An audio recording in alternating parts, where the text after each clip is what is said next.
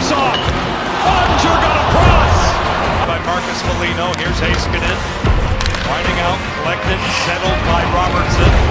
Back again for Heiskanen. Wrist shot taken, fended off, they score! Out in front, Wyatt Johnston.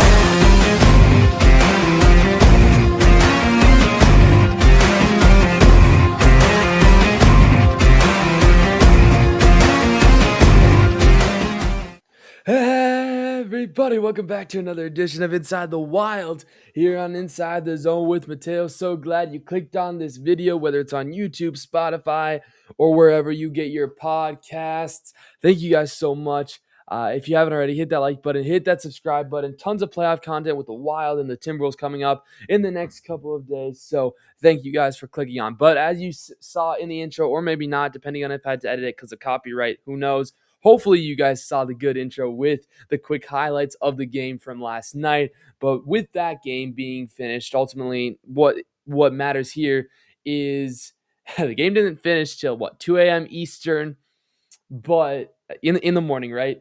But the Minnesota Wild have now fallen back-to-back games after winning 6-1 in Game 1 of the Stanley Cup Playoffs. They're now losing the series 2-1. Sorry the thumbnail's a little fuzzier, but we're going to break down the first three games of this first-round matchup between the Minnesota Wild and the Dallas Stars. I almost said Minnesota North Stars because, obviously it was the original team there. But again, thank you guys so much for watching. Here we go. For those who do not know, my name is Mateo. I run the channel here. I do all the podcasts, and we have little podcasts within this big podcast. So, excuse me, the Inside the Zone with Mateo is our channel name, right? But then for each sport, we have our own little mini podcast. So Inside the Wild is our NHL and Minnesota Wild podcast. We have one for the Timberwolves. We have one for the Twins, and it just helps us organize the podcast. If you know, you know. But anyway, without further ado, let's go to Mateo's show batting order. And then for those who don't know what Mateo's show batting order is, basically I use this little segment here to give you a little roadmap, a show batting order, right? To put in a little sports terminology there, a roadmap, though, of what we're doing on the show today. There's two things on the batting order. We'll get to it in a second. But if you'd like to sponsor this segment, feel free to send me an email, send me a DM on X, and we can get that figured out. But first, there's two things on the batting order. The first thing is we're going to recap the first three games, look at the box score, just kind of, talk a little bit about the first three games, and then we move on. And because not the Timberwolves, the Wild, they just have to move on, right? You got to focus on Game 4 here, which will be in Minnesota Saturday, April 25th. So we're going to, talk about what now is that, line combinations, line changes, or just the style they have to play with. Hopefully, I can give you guys some analysis and input there. And I really do hope you guys just really enjoy this. One more time, hit that like button, hit that subscribe button, trying to get our channel up to 200 subscribers by the end of the first two rounds of the Stanley Cup Playoffs and NBA Playoffs. So can we get there? Only with your help, though. Appreciate you guys so much. And now, let me actually first quick mute all my notifications so we don't have any interruptions.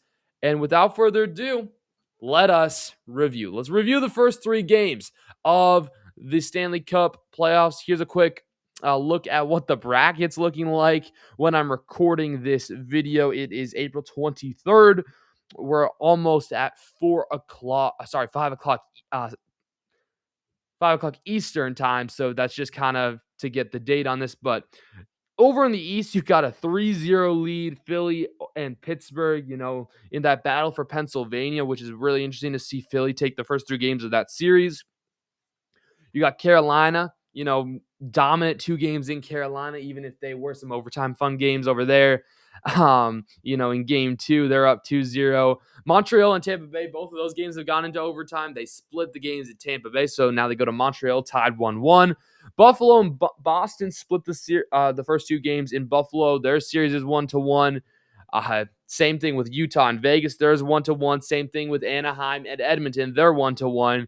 But then you got the Colorado Avalanche up 2-0 against the LA Kings. And then, of course, the Dallas Stars up 2-1 against your Minnesota Wild. So now we can, there's a little quick NHL bracket, recap of what's going on when I'm recording this video. So you get a little bit of that going on. But first, let's start with game one. I haven't really done any Wild content since before the playoffs started, and the Minnesota Wild started the playoffs really well, extremely well, with a 6-1 win in Dallas, setting the tone for this series. They went with the young, inexperienced Jesper Wallstedt. By the way, he has started all 3 games, which is something we will probably have to talk a little bit about probably at some point in this show. But you got 2 goals from Matt Boldy, 2 goals from Joel Eriksson, 1 goal from Ryan Hartman, 1 goal from Kirill Kaprizov. You had some great performances from your defenders, your elite defenders, especially Brock Faber was a +4, including 1 assist. Quinn Hughes had an assist. He was a +3. Both played 25 minutes, more or less. It was like 28 shifts for each of them, which is insane. Wallstedt, you got a really good performance from him in game one, saving 27 of 28 shots. That's, in 60 minutes of play, he played the entire game, right? That you didn't have to pull the goalie whatsoever. He was really locked in there. Some other key performances. Mats Zuccarello had 3 assists. He was a +2 in 17 minutes in game one. Eriksson, besides the 2 goals, he did have an assist. So did Boldy. So Boldy, Joel Eriksson, Matt Zuccarello, they all had 3 points. Kaprizov had a goal, 2 assists, so that was 3 points for him. Hartman had 2 points with a goal and an assist. And then I already mentioned Hughes and Faber. But other than that, those were who were giving you the scoring. I think other than that, no one else got any points. Obviously, then Matt Zuccarello gets injured as a factor of this game, despite giving 3 assists. He has not played since game one, which is, again, another storyline we will talk about in the upcoming minutes. But overall, it was a really strong performance. It was a really surprising performance from the Minnesota Wild. No one thought it was going to be a 6-1 game, right? Everybody was coming into this series with high anticipation. Everyone was saying, this is going to be one of the best series in the first round. And, from the next 2 games, it's been worth all the hype. Yeah, these 2 teams are true rivals. They hate each other. It's good hockey, but overall, everybody was just shocked by this 6-1 win for the Minnesota Wild, especially at the Wild won. I think if the Stars would have won 6-1, it still would have been shocking. But I think just because they have Jake Ottinger, it would have been, okay, maybe that makes a little bit more sense. But the fact that the Minnesota Wild scored, I think, 5 goals on Jake Ottinger, was it 5 goals? Yeah, 5 goals on Jake Ottinger, because it was 1 empty netter. It's just crazy, right? It's crazy. And everybody didn't really know what to do. Even Wild fans didn't know what to say after that. But obviously the Dallas Stars responded well in game 2 and also in game 3, which again, we'll talk about in a second. But game 1 for Dallas, because I do want to, shine I do want to highlight Dallas's players, especially if we have any Dallas Stars fans, popping on the podcast here. Thank you guys so much for watching. Comment in the description. Sorry, not in the description. You can't touch the description. Comment in the comment section if you're watching on YouTube, or I think you can actually leave comments on Spotify and iHeartRadio and all that wonderful stuff. Comment if you're a Stars fan, because I appreciate you guys. And if you like this content and you want just some cool sports content, go ahead and, give us a follow as well. But anyway, for your Dallas Stars, to trying to, figure out something that you guys did good in game 1, which, I mean, I don't think you're complaining right now because you're up 2-1, but Robertson got his first goal of the series. He's been hot this series so far. Heiskanen got an assist. Jake Ottinger, I mean, 23-28, it was not his best game, but he's really bounced back. And when I think about it, for you Stars, I feel like, getting embarrassed in a way, because I think, Dallas Stars, they got a little bit embarrassed in game 1, right? Obviously, it's a long series, but there's always that little feeling that, like, how do we give up 6 goals to a team that, we've been pretty competitive with, and, we've won more games than them, etc., right? We got more points than them in the standings. And, in a series where we think it's going to be a hard-fought series, but we're not expecting it to be a blowout, you're probably feeling a little sad, right? Or just, confused.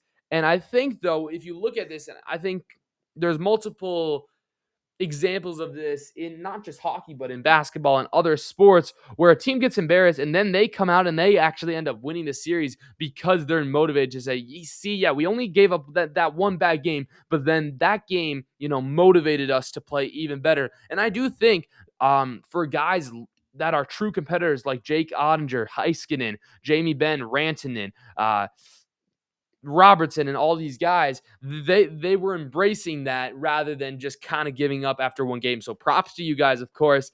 And I do want to say, because we're going to talk about injuries now as we head over to game 2, because then Matt Zuccarello got injured in game 1. I think that's why he didn't play as many minutes as he probably could have. I mean, I guess if you take a look, Kaprizov did play 18, he played 17. So I guess he played the same amount, but I think he was feeling he was placed on the day-to-day list because of the after effects from a hit. I don't remember who hit him exactly. However, he has not played since game 1. And so now, they're making it. The Minnesota Wild are saying, well, the Wild can't win because we haven't beaten the Stars without Zuccarello in the lineup. They're saying, well, if Zuccarello would have been in the lineup, things would have been different. Here's where I'm going to defend you Stars fans. As a Minnesota Wild fan, I don't want to, defend you guys, but I'm going to. You guys don't have Roope Hintz.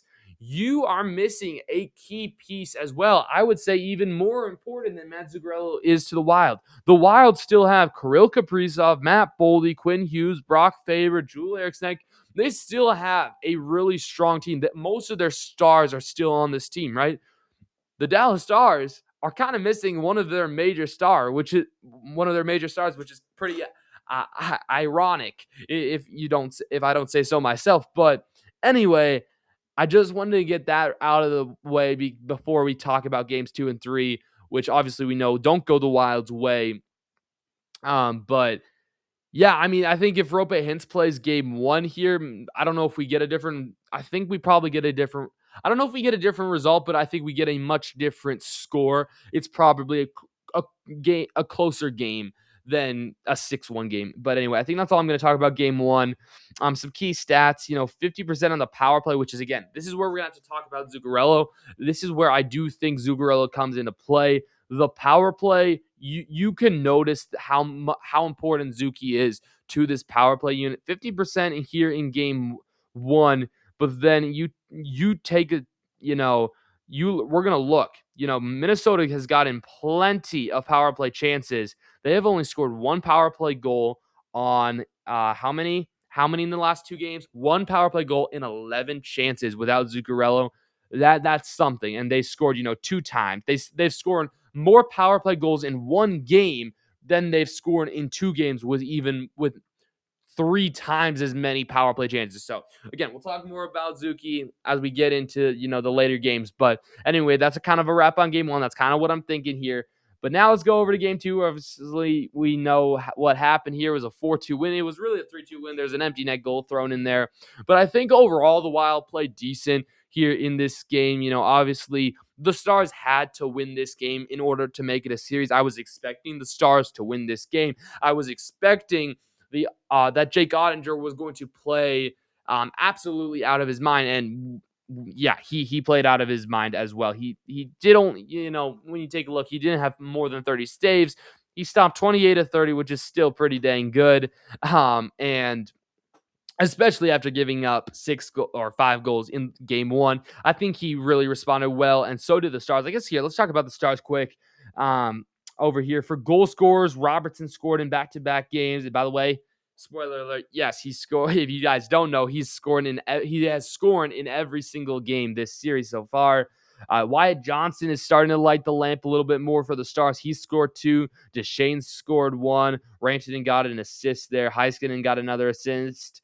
And then, as mentioned already, Jake Ottinger played out of his mind. He stole so many chances. There was a instance in the first period where, Matt Boldy of the Wild probably should have scored a goal, and, Ottinger was just laying on his stomach, and then all of a sudden he just whips out his arm and makes a fantastic glove save. Just things like that you could see from the beginning of the game. He was locked in, and you could just tell from the start that the Stars were going to win this game, which, I mean, they really needed to. If they lost the first 2 games at home, I would have probably said the Wild would have probably won in the series in 5 games. But obviously that's not the case. And,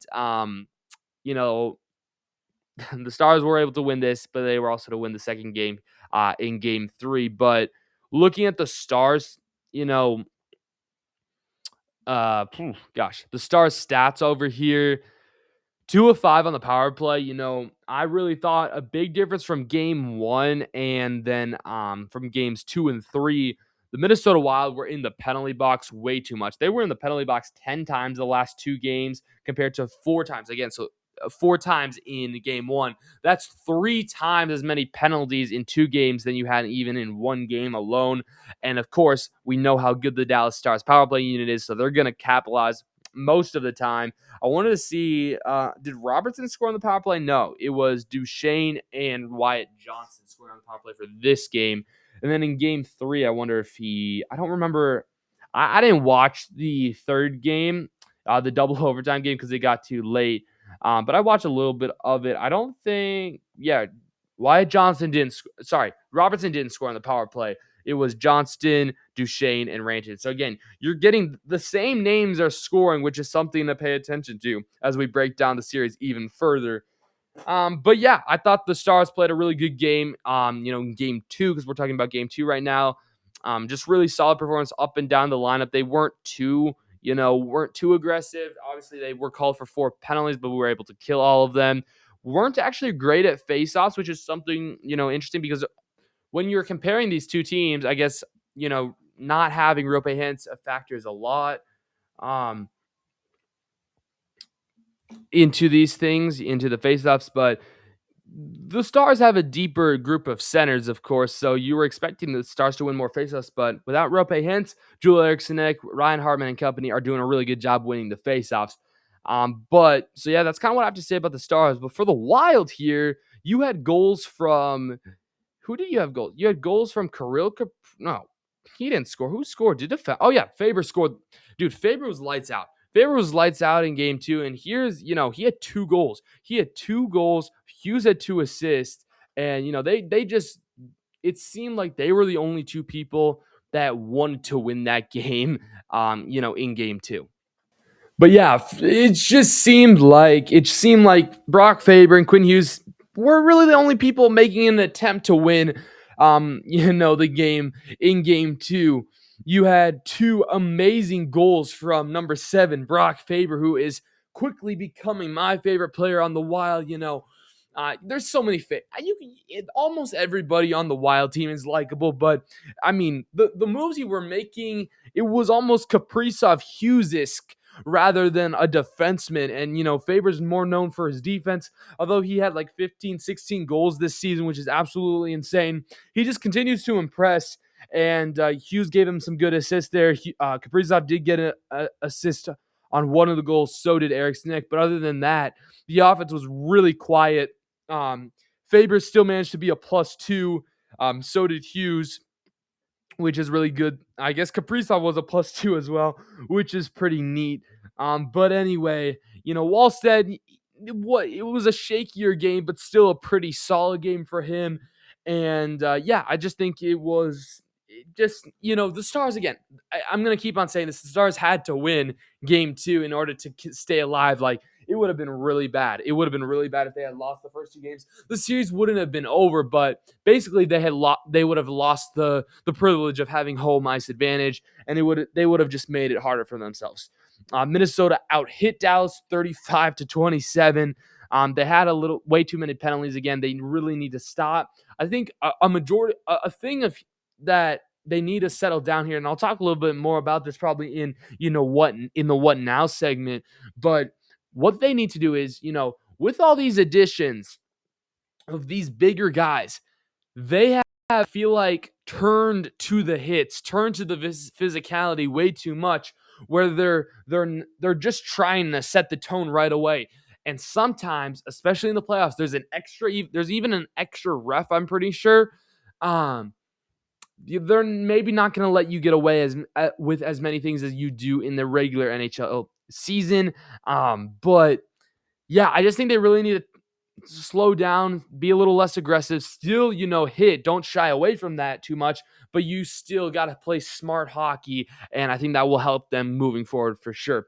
But anyway, I think that's game 2. I think that's all I really have to say much about this here. Shots on goal, they did get outshot by only 2, though. And yeah, I just think it was a really interesting game. It was a really interesting game. Obviously, we saw Bobby Brink make his playoff debut in place of Matt Zuccarello, but more on that in a little bit. But then, so, the first two games, right? The first two games happened in Dallas, and now the series shifts over to Minnesota, where it was a great game. Minnesota, was down 2 early in the first period and got a nice goal from Johansson on the power play, to end the first period. Then somehow, some way, at the end of the second period, the Minnesota Wild, they were leading 3-2 after an insane play from Matt Boldy finding Joel Eriksson for the one-timer. And then also Michael McCarrion, I believe, scored to make it 3-2 at the end of the second period. But then due to yet another power play goal, the Dallas Stars were able to tie the game up at 3. And then, they played a full overtime, full 20 minutes of overtime. Then they went to second, and they still didn't have a winner. They went into second overtime. They played almost half of it. They played, actually, I think 13 minutes of second overtime before the eventual game winner from Wyatt Johnston, which, by the way, was, I believe, his second of the night. Was it his second of the night? No, just his first of the night. But his second straight game with a goal, by the way. Again, Jason Robertson had a goal as well, so he's scored in every single game so far in this series, which is something crazy. Duchesne scored again. Rantanen scored again. All these bigger dogs are scoring. Heiskanen scored. So really, when you're taking a look at who scored and mix it in with Oettinger, because Oettinger, he robbed Kaprizov in overtime. Also, Kaprizov in first overtime had a great chance. I think the pass was a little rushed from Matt Boldy. However, I think, if Oettinger hadn't closed the gap so quickly, Kaprizov would have still been able to score, even though it was not the best pass. I saw the vision. It was a cross-ice pass for Boldy. It just wasn't exactly tape to tape. It was a little bit more tape to a little bit more of, Kaprizov's skate. But anyway, Kaprizov still made a good chance out of it, hit the post because, Oettinger closed that space so quickly. He tracked the puck really nicely. And then he just continued to steal the game, really, for the Stars. The Wild should have had the game. Unfortunately, due to a lack of, power play scoring, due to a lack of, just smart hockey, smart decision-making. Again, here comes the face-offs. They weren't able to win as many face-offs, and that really struggled them. They got outshot by 4. But anyway, and it was also, the hit margin was way closer, from 37 to 34. But Jake Oettinger, he was absolutely lights out. Heiskanen scored. Heiskanen did score. He had an assist. Who scored the 4? Oh wait, no, never mind. I don't know what was going on there. Rantanen, Duchesne, Johnson, and then Robertson. So they're 4 bigs besides what's his face? Robe Hintz scored. But still, those guys scored, and then, Kaprizov, what did he do? Well, he did not score. He had a chance. He should have scored, in my opinion. Johansson scored. McCarrion scored. X scored, but he's still not one of your superstars. Boldy didn't score. Hughes didn't score. Kaprizov didn't score. All your stars kind of let you down in a way. But, I mean, at least Hughes still got an assist. Faber was only a -1, but Hughes still happened to be a +1 on the ice. I think Wall said this was definitely his worst game out of the 3, but still, I'm not blaming him. He still had to play almost 2 full games in one night into the early morning. So I think he still played really decently, and it's going to be really, really interesting to see, how he responds, or if he gets another start. But we'll talk about that in a little bit. But yeah, overall, the Stars didn't come out for the Wild. I think you definitely need them to. However, we're missing Matt Zuccarello again. And he has just, you look at the power play stats, 1 of 7. 1 of 7 on the power play. The Dallas Stars were 3 of 8. If the Stars do what the Wild did on the power play, if they go 1 for 8 on the power play, right? If they do that, you take away 2 goals from them, and the Minnesota Wild win this game 3-2 in regulation. However, that's not the case. They're able to capitalize on the power play. They have almost their full power play unit on. And also to think, they still don't have Rope Hintz, and he's still a huge part on that power play. And so, when we're just, when we're breaking this down, it's like, is Zuccarello actually that important? I did an episode a couple weeks ago with my dad. We had our top 10 most important players for a potential Stanley Cup run, right, in the playoffs.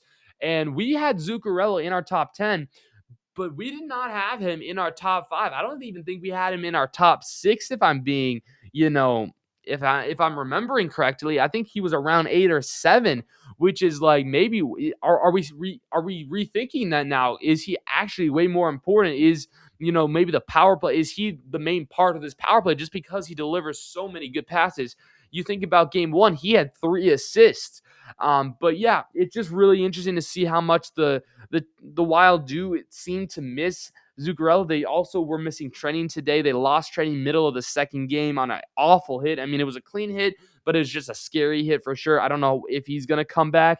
Me personally, I had him in my top 10 most important Wild players. He had been lights out for them game 1. He had been really good game 2, and until he got injured, and he was missed, I thought, as well.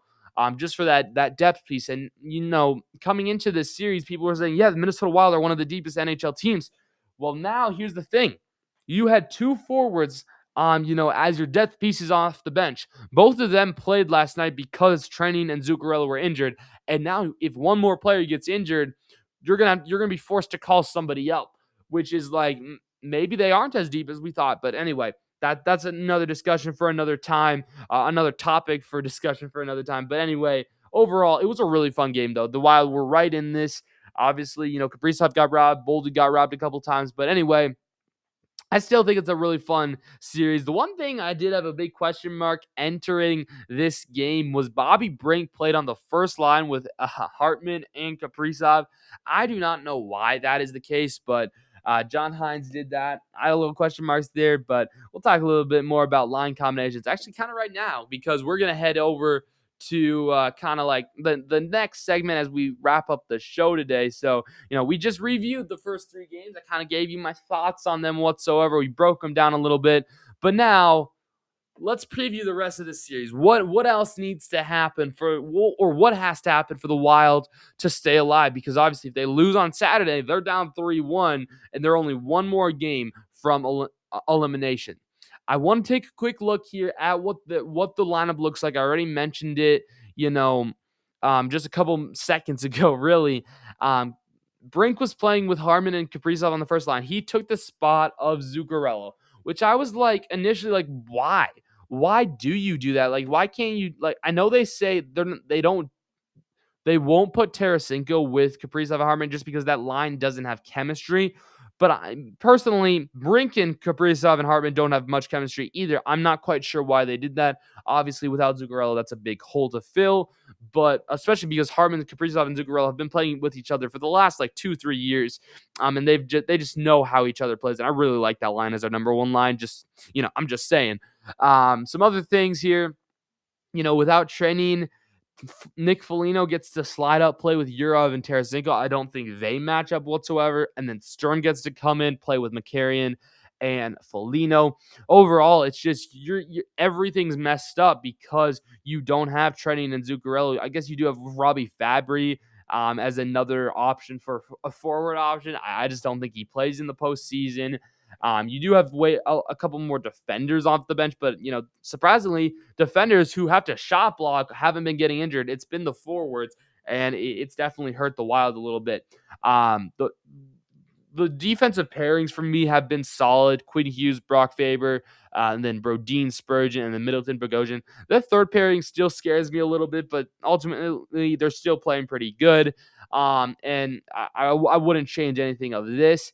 However, if we're talking about change in the offensive lineups, well, I would consider a couple things here. So, me personally, I want Foligno, McCarron, and Foligno playing together. So, the 2 Foligno brothers with McCarron, I just think they should play together. I just think they really are that 4th line that you need for the physicality. And I don't want Foligno or any of these guys playing with any of these skill level players like Yurov and Tarasenko. I kind of feel the same way about Sturm, but while you're at it right here, you're going to kind of need Sturm to play on that 3rd line if Trenning and Zuccarello remain injured. However, I don't want him playing with Yurov. And in fact, I'm actually going to reconstruct this entire third line if I were John Hines. We're kind of playing like if I were John Hines in a way here. Um, Hartman has been good as the center spot right here. And so I'm going to keep him in the center on the first line. But again, I cannot do Bobby Brink on the first line. Give Yurov a chance. Give Yurov a chance. That's what I want. I want Yurov to get a chance to play on this first line. He already played between Kaprizov and Zuccarello earlier in the season. He was great. I still think just because of the experience from Hartman in the playoffs, I want him taking the faceoffs. But even if he gets thrown off, then, Yurov can come back into that, take that face off. I like Hartman right up the middle, rather than the wing. And I think Yurov has more of a skill, and I want that skill on the wing for sure. But yeah, give Kaprizov another Russian to play with and see what happens, especially if Zuccarello, obviously only if Zuccarello is still out for game 4. I think Johansson, Eriksson, Boldy stays the same just because this line has been good, just really forever. Since they all got here and started playing together. But then here's the thing. This third line is a very intriguing line. It would probably be Tarasenko, Sturm, and Brink. And to me, honestly, when I'm looking at this, you have the scoring ability in Tarasenko. You have the grit and face-off strength in Nico Sturm. And then you just kind of have that third other guy in Bobby Brink who has some size, some skill. It's nothing crazy, but he's a good third liner. And I just think that would be a good line. And then, by the way, yeah, of course, keeping that fourth line the same. So let me know, guys, in the comments down below if you agree with this, because for me, I think this is the best way you approach it. I think you have to give Yurov a chance. I know you're going to say, well, he's inexperienced. Well, you're giving Jesper Wallstedt the start, the first 3 games of, he's never started in the playoff game before. Now you did that. So clearly they're not afraid to hand over the reins to a younger player in the playoffs. And I just think, playing with Kaprizov is something special. And I just think a couple of these players on the Wild don't, have that chemistry. Personally, I don't think Boldy and Kaprizov have that much of a chemistry because they're almost the same type of player, if you get what I'm saying. And I like Boldy, Eriksson, and Johansson. I want to keep that the same. And then Tarasenko, Sturm, Bobby Brink. I just think that's a fascinating line. And I feel like, why don't you test something out like this? Obviously, things would go back to the normal if Zuccarello or Trenin comes back. But then if Trenin comes back, I think what you can do is put Trenin between Tarasenko and Brink and put Sturm out. So obviously, then keep, Yurov on the right wing. I still think Matt Zuccarello is going to be out a little bit longer than everybody thinks. I don't think he's just day-to-day. I think they're just saying he's day-to-day mostly to not, confirm to Dallas that he's not going to be playing. I think mostly you got to think, he's almost 38. How old is he? 38, 39. He's in the press box. Hold up. He's 38 right now. He's almost 39 years old. He still can play at a high level, and he's super important, but he's getting up there in age. You don't want to, obviously when you're older, you're more prone to getting injured, especially if you rush back. Normally younger athletes can kind of rush back in a sense from an injury, but when you're older, you want to make sure you're fully healthy just for the long term. So I'm expecting him to be out a little bit more, but we'll see. We'll see for sure. But if the Wild want to, win game 4, right? Obviously, I think they have to win game 4. If they don't win game 4, I think the series is over and Dallas wins at 5.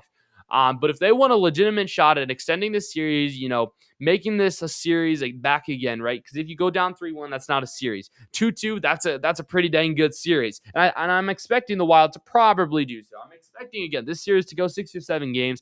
I think personally, I think with the Nuggets, and the Nuggets and Timberwolves, I think the Nuggets and the Stars, so the team not playing the Wild team, is either going to win in 6 or the Minnesota team is going to win in 7.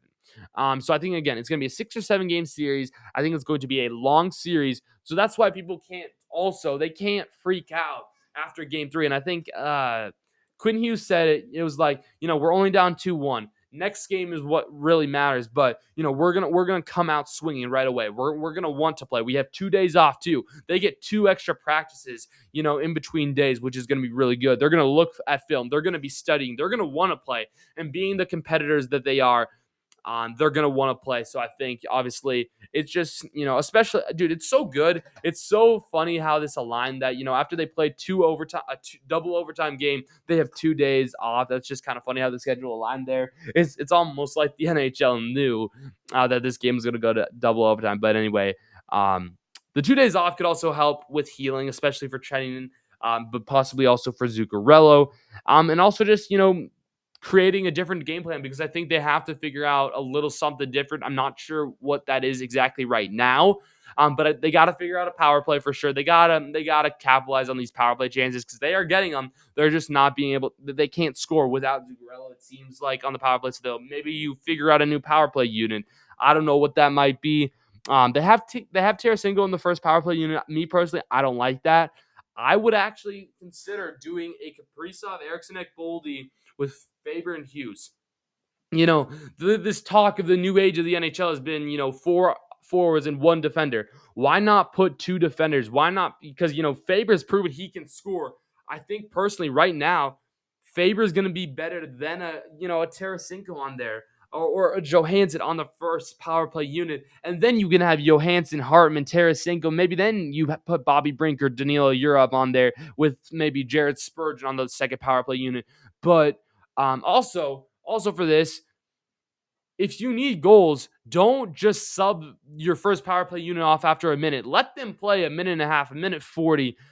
They're capable of doing that. They're true competitors. They're good enough to get this extra time on the power play, so they can handle it. And I think that could also be an adjustment that I've noticed that, John Hines has pulled them off really after a minute. I know it's a long game, but sometimes you need goals and you need to keep them out there, or keep your top guns out there, especially when you have a one-man advantage. But the last thing I want to say here, leave you kind of with an interesting take, is the goalie situation. Here, I'm a big Gus supporter. I think Gustafsson is going to find his game. I think he's good. And I was saying before this series, they're going to need both goalies. Jesper Wallstedt has given you really strong games. So this is why I don't think it's going to happen. But I think you can make a strong case that Philip Gustafsson should start game 4. Okay? I think now's the time. You don't want to, so here's the thing also. What happens if you lose game 4. If you lose game 4 and you go down 3-1, you can't throw Gustafsson in there and just put him all on it, right? Put the game on his shoulders, basically. Put the series on his shoulders, right? You can't do that. So if you want to play Gustafsson anytime this series, I think you have to do it game 4. But if they don't play Gustafsson game 4, personally, I don't think they're going to play him at all this series.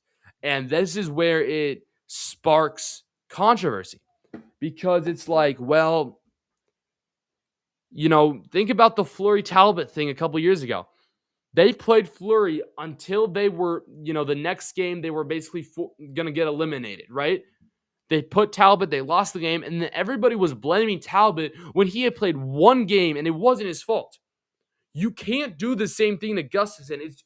We saw what happened. We saw the dramatics. We saw the huge fallout. You can't do that. So all I'm trying to say here is, if you want to play Gustafsson, game 4 is the perfect time to do so. Because even if then, he has a awful game, they lose the game, it's better in my opinion, because then you can also say, well, maybe then we find a trade for him in the offseason and we just fully commit to Wallstedt. And that's fine. And then you go back to Wallstedt, and then even if they lose for elimination, it's like, well, he already lost us 2 games. So it's like, we'll take an extra game. But even then, I think you guys understand. So with this all being said, I'm not calling for a goal change. I think Wallstedt's been pretty good. But if you are to change something, if you want to change something, I think game 4 is the perfect opportunity to start Gustafsson.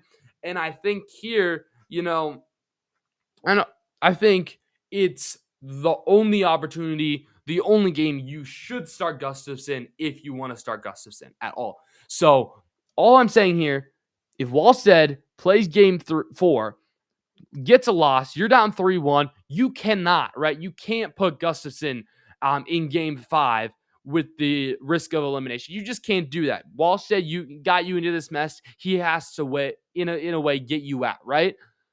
But if you throw Gustafson into game 5, right?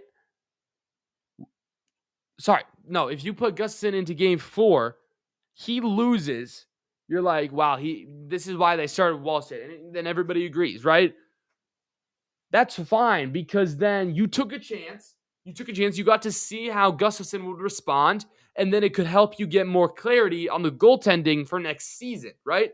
But then also, if Gustafson gets you a win in game 4, you have the opportunity to go back to him in game 5, which is then, so now you're up, you tie the series 2-2, go into game 5, and then even if then Gustafson drops game 5, so he goes 1-1, you're only down 3-2, right? You're down 1 game. You go to Wallstead for game 6 in Minnesota, right?